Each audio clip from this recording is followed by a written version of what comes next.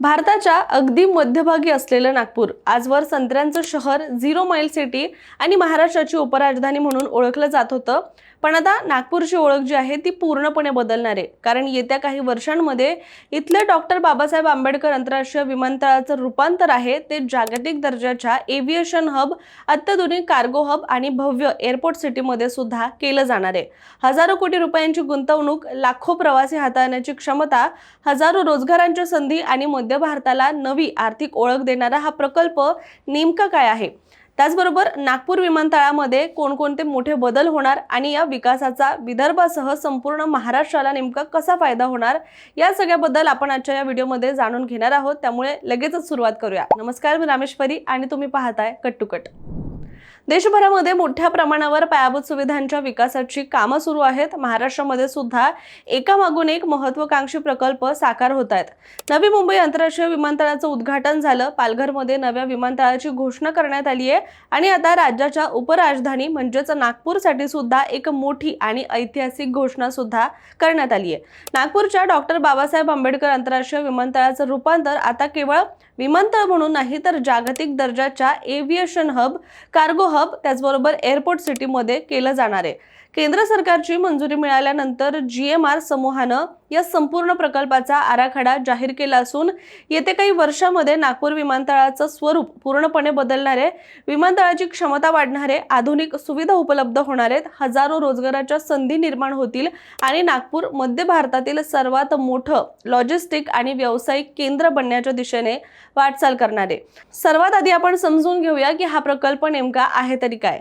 तर GMR समूहानं नागपूर विमानतळाचे संचालन अधिकृतपणे आपल्या ताब्यात घेतलंय. कंपनीला 30 वर्षांच्या सवलत कराराअंतर्गत विमानतळाच्या विकासाची जबाबदारी सुद्धा देण्यात आली आहे. त्याचबरोबर विमानतळ आणि मिहान परिसरातील सुमारे 1320 हेक्टर जमीन सुद्धा 30 वर्षांच्या लीजवर हस्तांतरित करण्यात आली आहे आणि या विस्तीर्ण परिसरामध्ये विमानतळाचा विस्तार तर होणारच आहे, पण त्यासोबतच जागतिक दर्जाची एअरपोर्ट सिटी सुद्धा उभारली जाणार आहे. या एअरपोर्ट सिटीसाठी सुमारे 100 हेक्टर जमीन राखून ठेवण्यात आली आहे आणि या परिसरामध्ये आधुनिक व्यावसायिक संकुल, पंचतारांकित हॉटेल, त्याचबरोबर शॉपिंग मॉल, बिझनेस पार्क, त्याचबरोबर कॉर्पोरेट कार्यालय, IT कंपन्या, प्रदर्शन केंद्र आणि आंतरराष्ट्रीय दर्जाची कन्व्हेन्शन सेंटर सुद्धा उभारण्याचं नियोजन करण्यात आलंय. म्हणजेच भविष्यामध्ये नागपूर विमानतळ हा फक्त प्रवासाचा केंद्रबिंदू राहणार नाही तर व्यवसाय, उद्योग, पर्यटन आणि गुंतवणुकीचं मोठं केंद्र सुद्धा बनणार आहे. दरम्यान या प्रकल्पाचा आणखी एक महत्त्वाचा भाग म्हणजे कार्गो हब. कारण नागपूरचं भौगोलिक स्थान हे या प्रकल्पाचं सर्वात मोठं बलस्थान मानलं जात आहे. भारताच्या मध्यभागी असल्यामुळे देशाच्या कोणत्याही कोपऱ्यामध्ये मालवाहतूक करण्यासाठी नागपूर अत्यंत सोयीचं ठरतंय आणि याचाच फायदा घेत GMR इथे अत्याधुनिक कार्गो कॉम्प्लेक्स उभारणार आहे. सुरुवातीला या कार्गो टर्मिनलची वार्षिक क्षमता जी आहे ती 20,000 मेट्रिक टन इतकी असेल. मात्र भविष्यामध्ये ही क्षमता वाढवत 1.5 लाख मेट्रिक टनापर्यंत नेण्याचं लक्ष्य सुद्धा ठेवण्यात आलंय. त्याचबरोबर गुजरात, ओडिशा, मध्य प्रदेश, छत्तीसगड, तेलंगणा आणि महाराष्ट्रातील उद्योगांना याचा सर्वात मोठा फायदा होईल असं देखील म्हटलं जात आहे. आणि नागपूर देशातील सर्वात मोठ्या लॉजिस्टिक नेटवर्कपैकी एक बनण्याची शक्यता व्यक्त केली जाते. कार्गो हबमुळे कृषी उत्पादन, संत्री, कापूस, औद्योगिक वस्तू, औषध निर्मिती उत्पादनं, ई-कॉमर्स माल, त्याचबरोबर निर्यातक्षम वस्तूंची वाहतूक अधिक वेगानं आणि कमी खर्चामध्ये होऊ शकणार आहे. यामुळे विदर्भातील उद्योगांना नवीन बाजारपेठा सहज उपलब्ध होऊ शकणार आहेत. आता आपण बोलूया प्रवासी क्षमतेबद्दल. कारण सध्या नागपूर विमानतळावर वर्षाला साधारण 30 ते 35 लाख प्रवासी ये-जा करतात. पण GMRचा आराखडा अत्यंत महत्त्वाकांक्षी आहे. पुढील काही वर्षांमध्ये ही क्षमता थेट 3 कोटी प्रवाशांपर्यंत वाढवण्याचं लक्ष्य ठेवण्यात आलंय.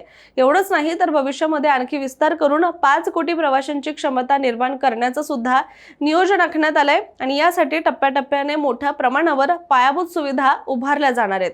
पहिल्या टप्प्यामध्ये कंपनी सुमारे 300 कोटी रुपयांची गुंतवणूक करणार आहे आणि या टप्प्यामध्ये विद्यमान टर्मिनलचं संपूर्ण नूतनीकरण केलं जाईल. अतिरिक्त चेक इन काउंटर्स, त्याचबरोबर सेल्फ चेक इन किऑस्क, आधुनिक एक्स-रे मशीन, त्याचबरोबर विस्तारित सुरक्षा तपासणी क्षेत्र, हँड बॅगेज, त्याचबरोबर प्रवाशांसाठी एक्सप्रेस सुरक्षा लेन, आधुनिक वॉशरूम, अधिक आरामदायी प्रतीक्षालय आणि स्वतंत्र कार्ड लाउंज तयार केले जाणार आहेत आणि याशिवाय बस बोर्डिंग गेटची सुद्धा संख्या वाढवली जाणार आहे। फोरकोडचा विस्तार सुद्धा केला जाईल आणि प्रवाशांचा विमानतळावरील अनुभव अधिकच वेगवान आणि सुलभ करण्यासाठी सुद्धा आधुनिक तंत्रज्ञानाचा वापर इथे केला जाणार आहे। यानंतर दुसऱ्या टप्प्यामध्ये एक मोठं एकात्मिक प्रवासी टर्मिनल उभारलं जाणार आहे।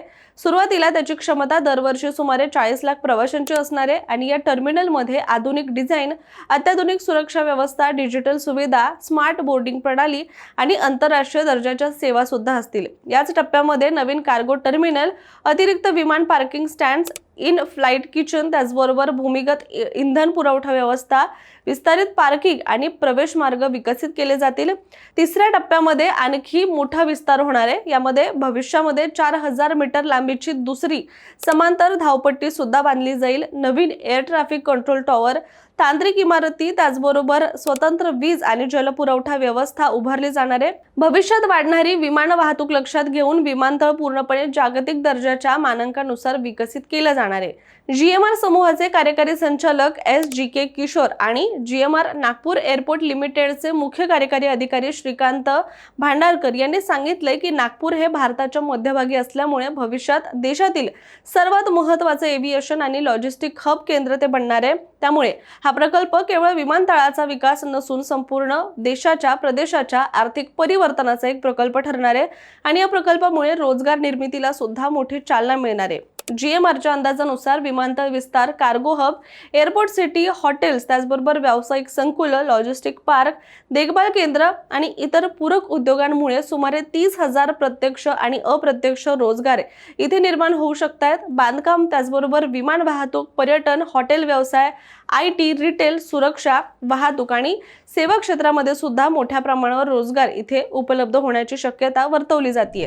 विशेष म्हणजे मिहान प्रकल्पालाही या विकासाचा मोठा फायदा होणार आहे।